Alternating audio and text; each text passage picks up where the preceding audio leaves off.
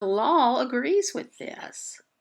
When we look into the Old Testament, we see what it says. The Mosaic Law was given as a commandment to the Israelites. It's one of the commandments. Commandment number 4. What's it say?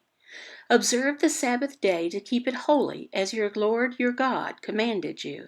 6 days you shall labor and do all your work, but the seventh day is a Sabbath to the Lord your God.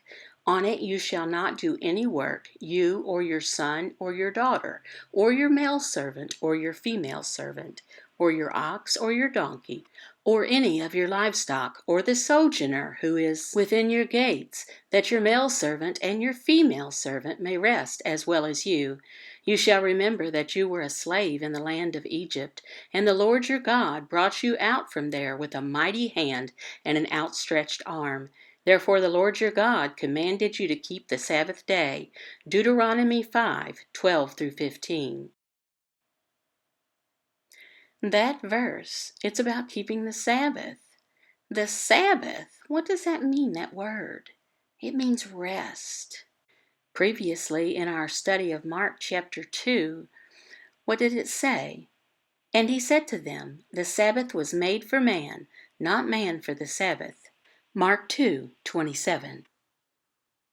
God, when he made the Sabbath commandment, what was it for? Well, it was for man. It was not the other way around. Did God make man for the Sabbath? No, of course not. God made the Sabbath for man. God, he made the rest for us. What was the point? Well, God wanted the Israelites to stop and remember, I brought you out of Egyptian slavery. God wanted his people to remember that he saved them from that. They could do nothing on their own without God's intervention. Let's go back to Deuteronomy now. You shall remember that you were a slave in the land of Egypt, and the Lord your God brought you out from there with a mighty hand and an outstretched arm. Therefore, the Lord your God commanded you to keep the Sabbath. Deuteronomy 5:15. That verse, we see the word therefore. What does that mean? Well, it's a connecting word from the first part to the next word. Now, what did it say? It said to keep the Sabbath. God explained why he wanted them, the people of Israel, to keep the Sabbath. He wanted first for them to rest, and secondly, he wanted them to remember that he had saved them from slavery. Let's go back to Mark 3:4. And he said to them, is it lawful on the Sabbath to do good or to do harm, to save life or to kill?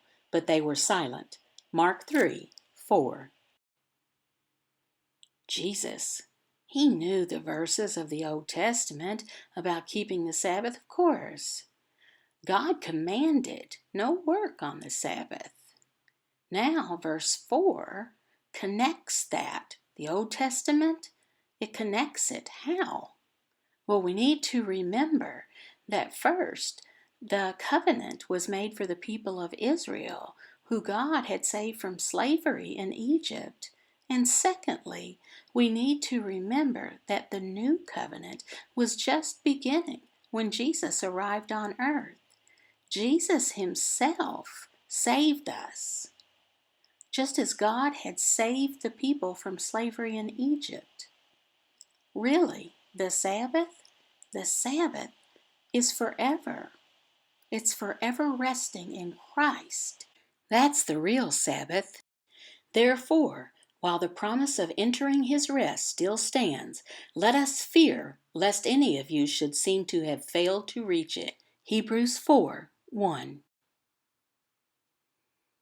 Some of the people, they think that they will go to heaven because they are doing good. And that's not the reason. Since we all have sinned, we all have broken God's law, we all have failed. Like the Israelites, they failed. Like we fail. Do I depend on myself? No, I depend on Jesus. He is successful at keeping the law, all of the law. We rest in him, period. That's our Sabbath. The Mosaic law of the Old Testament some people emphasize you have to follow that. They emphasize that today. If not, you're going to go to hell. Well, their teaching of the law is the opposite of resting in Christ.